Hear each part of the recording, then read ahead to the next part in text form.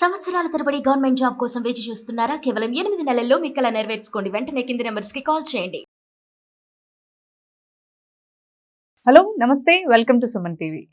Operation Sindoor దీని గురించే అందరం కూడా మాట్లాడుకుంటూ ఉన్నాం. బట్ దీని వెనకాల మన ఇండియన్ ఆర్మీ ఎలా వాళ్ళు ప్రిపరేషన్స్ ఎలా చేశారు అంటే 14 days టైం తీసుకోవడానికి వెనకాల ఉన్న కారణాలు ఏంటి, అండ్ ఈ 14 daysలో వాళ్ళు గ్యాదర్ చేసిన ఇన్ఫర్మేషన్ ఏంటి, వాళ్ళు ఎలా ప్రిపేర్ అయ్యారు ఈ అటాక్ కోసం అనే దాని గురించి ఈ రోజు మనతో పాటు ఈ విషయంపైనే మాట్లాడడానికి మన స్టూడియోలో ఉన్నారు. మన ఇండియన్ ఆర్మీకి ఒక 10 years పాటు సర్వీస్ చేసిన X Indian army soldier Madhu గారు. నమస్కారం అండి. నమస్కారం మేడం. ఇప్పుడు మనం 9 టెర్రరిస్ట్ ప్లేసెస్లో అటాక్ చేసాం. అవును. సో ఇలా అటాక్ చేయాలి అంటే మెయిన్గా as an like army soldiers కానీ లేదంటే ఇండియన్ ఆర్మీ కానీ ఏ విషయాలు ప్రిపేర్ అయ్యి ఉండొచ్చు అంటారు, లేదంటే ఏ విషయాలు ప్రిపేర్ అయ్యి ఉండాలి యాక్చువల్లీ? అది వారైనా ఒక చిన్న ఆపరేషన్ అయినా ఒక్క శత్రువుని చంపాలైనా 100 మంది శత్రువుల్ని చంపి వాళ్ళ బంకర్లు ధ్వంసం చేసి వాళ్ళ స్థావరాలు ధ్వంసం చేయాలన్నా మనకు ఒక పక్కా ఇన్ఫర్మేషన్ ఉండాలి. Correct. That is called intelligence. Exactly. So అది ఎంత పక్కాగా ఉండాలి అంటే మనం చేయబోయే అటాక్ సామాన్య ప్రజలకు ఇబ్బంది కాకుండా అక్కడ ఉన్నటువంటి ఏ రకమైన ఇష్యూ అంటే ఏ రకమైన లా అండ్ ఆర్డర్ డిస్ప్యూట్ కాకుండా అంతర్జాతీయ న్యాయస్థానంలో మన మీద అభియోగాలు మోపకుండా కేవలం టెర్రరిస్టులు మాత్రమే టార్గెట్ చేసే విధంగా మనకు వారిపై దాడి చేయవలసి ఉంటుంది. ఓకే, అంటే అందుకే ఈ 14 days టైం తీసుకున్నారంటారా? ఎగ్జాక్ట్లీ అనుకోవచ్చు. అంటే మనకు ఇప్పుడు పాక్ ఆక్రమిత కాశ్మీర్ ఏదైతే ఉంటుందో, పాక్ అడ్మినిస్ట్రేటివ్ కాశ్మీర్ ఏదైతే ఉంటుందో, అక్కడ మనకు టెర్రరిస్ట్ స్థావరాలు ఉన్నాయి. అక్కడి నుంచి వాళ్ళు ట్రైనింగ్ పొంది మన మీద వాళ్ళు ఎప్పుడు అటాక్ చేస్తున్నారనేది ఒక మన రా ద్వారా తెలిసినటువంటి ఇన్ఫర్మేషన్. ఓకే, మరి మన దగ్గర పక్కా ఇన్ఫర్మేషన్ ఉందా? ఉంటే దాని రిఫరెన్స్ ఏంటి? వాళ్ళు ఏ రేంజ్లో ఉన్నారు? జనజీవన స్రవంతికి దగ్గరున్నారా, దూరం ఉన్నారా? వాళ్ళ సోర్స్ ఏంటి? సో శత్రు యొక్క స్థలమే కాదు, శత్రువుకి వచ్చేటువంటి సోర్స్ ఏంటి, వాడెలా బ్రతుకుతున్నాడు, వాడికి ఆయుధాలు ఎవరు సరఫరా చేస్తున్నారు, ట్రైనింగ్ ఎవరు ఇస్తున్నారు, మరి ఆ ట్రైనింగ్ ఇచ్చిన తర్వాత వాళ్ళు ఇన్ఫిల్ట్రేటెడ్ ఎలా అవుతున్నారు, అంటే మన దాంట్లోకి మన భూభాగంలోకి ఎలా చొరబడుతున్నారు, ఇదంతా కూడా ఒక ఇంటెలిజెన్స్ వ్యవస్థకు సంబంధించిన అంశం. ఓకే, మరి ఈ ఇంటెలిజెన్స్ ఎవరు పనిచేస్తారు అంటే మనకు రా ఉంటుంది, research analysis wing, that is the most powerful intelligence bureaucracy in India. Okay, and దాంతోపాటు ఐబీ ఇంటెలిజెన్స్ బ్యూరో ఉంటుంది, ఇండియన్ ఆర్మీ ఇంటెలిజెన్స్ టీం ఉంటుంది, okay, local police intelligence team ఉంటుంది. ఈ ఇంటెలిజెన్స్ టీం అందరూ కూడా మనము ఎలా చెప్పాలి అంటే అది మనమే వాళ్ళకు ఇంకా పచ్చిగా చెప్పాలి అంటే అక్కడున్న స్థానికులకి మనం ఏదైనా ఎర చూపించి అక్కడున్న విషయాలని మనము వాళ్ళ ద్వారా తెలుసుకుంటూ ఉంటాం. ఓకే, ఇది యాక్చువల్గా జెన్యున్గా జరిగేది. మనం అదొకటైతే మన ఆఫీసర్లు, మన బ్యూరోక్రసీ సభ్యులు కూడా అక్కడికి వెళ్ళి మారువేషంలో వెళ్ళి కొన్ని సంవత్సరాల తరబడి అక్కడే ఉంటూ అక్కడ ఉన్నటువంటి సమాచారాన్ని వాళ్ళలో కలిసిపోయి అక్కడ ఉన్న సమాచారాన్ని మనకు చేరవేస్తుంటారు ప్రాణాలకు తెగించి. ఇదంతా ఒక బ్రేవరీ, ఒక different subject for the common people. Exactly. So అంటే నార్మల్గా మూవీస్లో చూస్తాం ఇలాంటివన్నీ. ఇంచుమించు అలాగే ఉంటుంది. సో ఇంత పటిష్టమైన ఇన్ఫర్మేషన్ మనకు వస్తేనే ఆ పకడ్బందీ హమలా ఏదైతే ఉంటుందో అది మనం చేయగలుగుతాం. అందుకోసమని టైం తీసుకున్నారు అని నేను అనుకుంటున్నాను. అట్ ద సేమ్ టైం ఏంటంటే ఈ గ్యాప్లో కొంత వాళ్ళ మీద ఆర్థిక పరమైనటువంటి వార్ చేసాం మనం. కొన్ని ట్యాక్స్లు అవి కొన్ని పెంచడము, కొన్ని ఎక్స్పోర్ట్ ఆపేయడం, నదీ మార్గాలు వాళ్ళకు, నదీ నీళ్ళని వాళ్ళకు మనం సింధు నది జలాలని మనం కట్ చేయడం జరిగింది. కొన్ని ఒప్పందాలు రద్దు చేసుకున్నాం. అంటే ఇదొక రకమైనటువంటి వే. బట్ అల్టిమేట్గా మీరు అడిగిన దానికైతే ఒక పటిష్టమైన బలమైన ఇంటెలిజెన్స్ వ్యవస్థ లేకుండా ఏ దేశంలో కూడా ఆ దేశం సుఖంగా ప్రశాంతంగా ఉండలేదు. సో ఇప్పుడు ఈ 14 days టైం తీసుకున్నదే ప్రాపర్ అంటే కరెక్ట్ అంటారా? అంటే ఈ టైం తీసుకుని చేయడమే అప్రోప్రియేట్ అంటారా యాక్చువల్లీ? ఒక జవాన్గా నాకున్న అవగాహన బేస్ చేసుకొని సామాన్య ప్రజలకు ప్రాణ నష్టం కలగకుండా ఆపరేషన్ చేయాలి అనుకున్నటువంటి ఒక ఆదర్శ మార్గమైనటువంటి అంశం ఇది. అంటే మనకు సామాన్య ప్రజలతో ఎలాంటి ఇబ్బంది లేదు, భారతదేశ ప్రజలకు పాకిస్తాన్ ప్రజలతో ఎలాంటి ఇబ్బంది లేదు.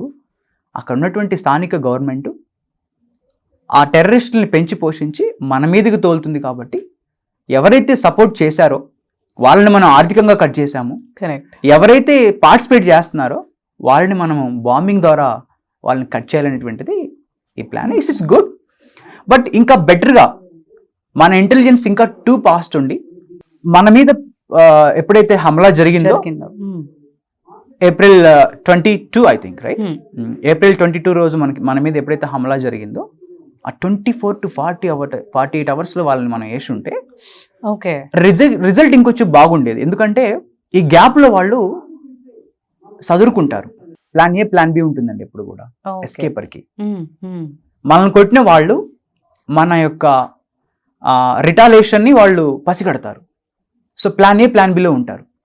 వాళ్ళు చదువుకోకముందే మనం వాళ్ళ మీద వేసి ఉంటే వాళ్ళు ఎవాక్యుయేట్ చేయకముందే if we have done that కొంచెం రిజల్ట్ బాగా ఉండేది అనేది నా అభిప్రాయం అండి. ఓకే. సో ఇప్పుడు ఈ హెడ్ క్వార్టర్స్లో మనం అటాక్ చేసినప్పుడు మెయిన్ టెర్రరిస్ట్ని అటాకర్స్ని ఏమన్నా మనము డెమోలిష్ చేసామని అంటారా? అసలు యాక్చువల్లీ ఇప్పటి వరకు అయితే ప్రాపర్ ఇన్ఫర్మేషన్ అయితే రియల్గా లేదు. జెన్యున్గా చెప్పాలి అంటే అన్ని కూడా ఎవరికి నచ్చినట్టు వాళ్ళు చెప్తున్నారు. ఏదో వాళ్ళ బంధువులు పేరేంటి మసూద్ అజార్ వాళ్ళ బంధువులు చనిపోయారని, కొన్ని ఛానల్ అయితే మసూద్ చనిపోయాడని చెప్పేసి చెప్తున్నారు.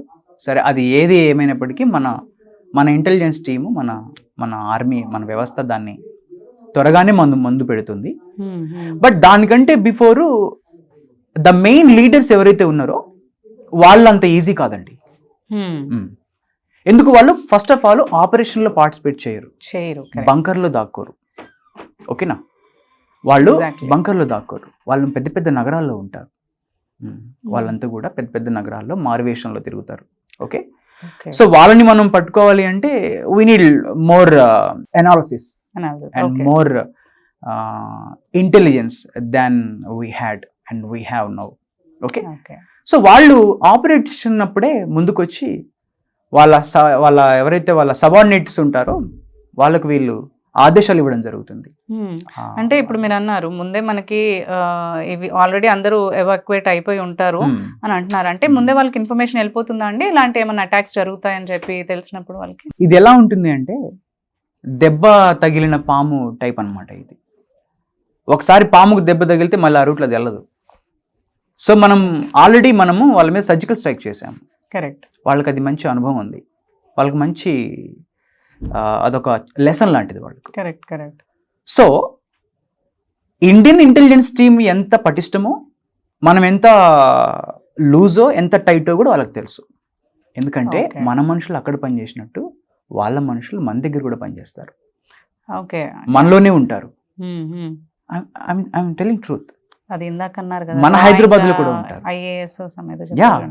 ఐఎస్ఐ తీవ్రవాదులు ఎవరైతే ఉన్నారో అదేంటంటే స్లీపర్ సెల్స్ లాగా ఉంటారు. సానుభూతి పరులు ఉంటారు, సపోర్ట్ ఇచ్చే వాళ్ళు ఉంటారు. పుల్వామా అటాక్ ఉత్తగానే జరగలేదు కదండి. అక్కడ ఉన్న స్థానికులు సాయం చేయకుండానే అది జరిగిందా? How did they get the weapons? How did they cross the borders?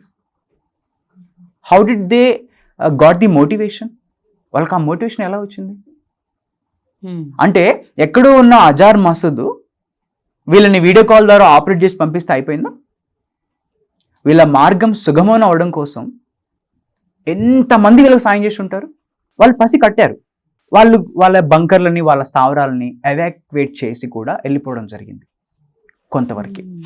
అది ఎంత మేరకు అనేది మనం క్లారిటీగా చెప్పాలి. కూడా వాళ్ళ మనుషులు ఉంటారు కాబట్టి ఆల్రెడీ ఇన్ఫర్మేషన్ వెళ్ళిపోయింది అంటారు. ఎగ్జాక్ట్లీ ఇండియా విల్ అటాక్ అనేది they sensed it.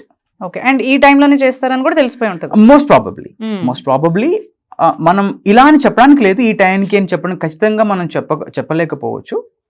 But attack చేస్తారని తెలిసిన వాళ్ళు అక్కడ ఎందుకు కూర్చుంటారండి? కరెక్ట్. వాళ్ళ స్థావరాలని మనం చెదరగొట్టామే కానీ అసలైన లీడర్లని, అసలైన వాళ్ళ వ్యవస్థని మనం మేబీ వాళ్ళ బంకర్లని, వాళ్ళ మందుగుండు సామాగ్రిని,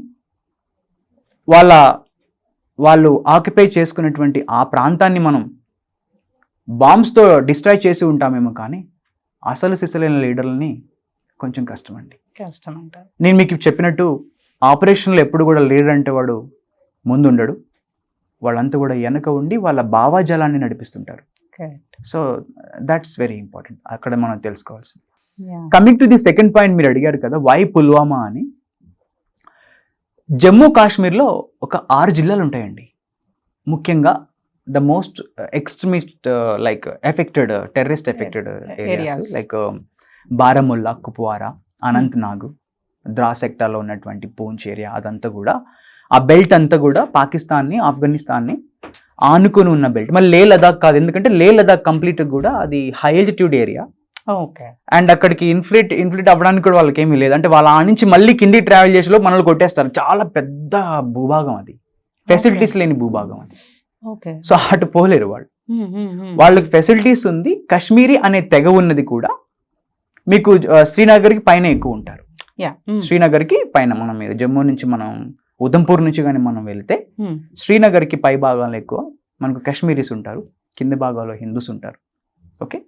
సో యాక్చువల్గా పుల్వామా అనేది ఒక 10 ఏళ్ల క్రితం, నేను 2007, 8, 9 ఆ టైంలో అక్కడ ఉన్నప్పుడు, నేను రాష్ట్రీయ రైఫిల్స్లో పనిచేసినప్పుడు అనంతనాగ్లో నేను పనిచేశాను. 6 రాష్ట్రీయ రైఫిల్స్. ప్రతి రెజిమెంట్కి ఒక జ్యుడిక్షన్ ఉంటుందండి.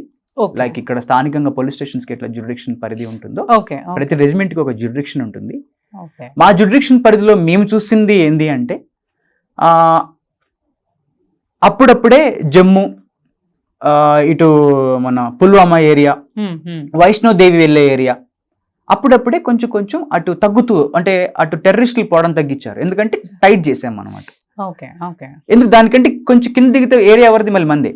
సో వాళ్ళకి అది అనువైన ఏరియా కాదు. మీరు ఇక్కడ అర్థం చేసుకోవాలి. ఎంటర్ అయ్యారంటే ఇంకా మన కంట్రోల్లో ఉన్నారు. సో ఈసారి వాళ్ళని తెలివిగా ఏం చేశారు అంటే, అసలు టైట్ ఉన్న చోట మనం కొట్టకూడదు, ఇక్కడ ఎక్కువ మంది గస్తీలు కాపులాలు కాస్తున్నారు, ఈసారి మనం అక్కడ ప్లాన్ చేద్దాం అని చెప్పేసి వాళ్ళు పుల్వామాని ఎంచుకున్నారు. The very tourist place. అది వాస్తవానికి మనం కరెక్ట్గా అబ్జర్వ్ చేస్తే వాళ్ళు వచ్చి అటాక్ చేశారు, కానీ ఒక్కసారి మనం ఊహించుకుంటే వాళ్ళ ఐఈడి బ్లాస్ట్ కానీ, గ్రానైట్స్ కానీ, ఇంకేదైనా మానవ బాంబుల రూపంలో వచ్చి ఉండి వాళ్ళు చేసి ఉంటే అది చాలా పెద్దగా జరిగేదండి. మన సెక్యూరిటీ ఫోర్స్ ఏమనుకుంటుంది, మన ఇంటెలిజెన్స్ వ్యవస్థ అక్కడ ఏమనుకుంటుంది అంటే, this is a peace area, మనం దాన్ని సస్పెక్ట్ చేయము. అంతే కదండి. సో అలా సస్పెక్ట్ చేయని ప్లేస్ని వాడు టార్గెట్ చేసి, రెకీ చేసి, అక్కడ ఉన్నటువంటి స్థానిక మనుషుల యొక్క హెల్ప్ తీసుకొని మన భారతీయుల మీద, టూరిస్టుల మీద అటాక్ చేయడం జరిగిందండి. దానికి అది మెయిన్ రీజన్, వాళ్ళు అలా ఎంచుకోవడానికి రీజన్ అది.